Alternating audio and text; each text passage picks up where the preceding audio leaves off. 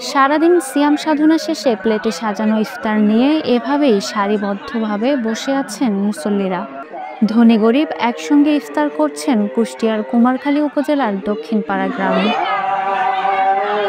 খোঁজ নিয়ে জানা গেছে, প্রথম রমজান থেকেই ১৫০ শতাধিক রোজাদারদের জন্য ইফতারির আয়োজন করছে স্বপ্নভূমি জামে মসজিদ কর্তৃপক্ষ, যা চলবে শেষ রমজান পর্যন্ত।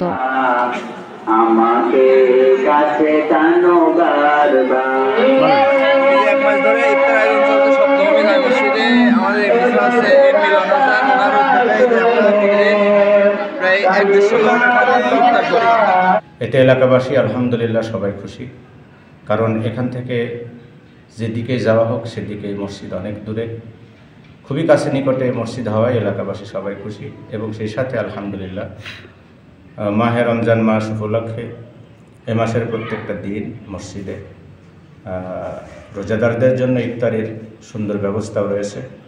প্রায় ১৫০ লোক প্রত্যেক দিন মসজিদে একই সাথে ইফতারি করে থাকে। সেই সাথে বাহিরের থেকেও অনেক মেহমানরা আসেন ইফতারি করার জন্য। আলহামদুলিল্লাহ আমরা সবাই আনন্দের সাথে, খুবই মোহাব্বতের সাথে আলহামদুলিল্লাহ ইফতারি করে থাকি, সবাই ইফতারি করে।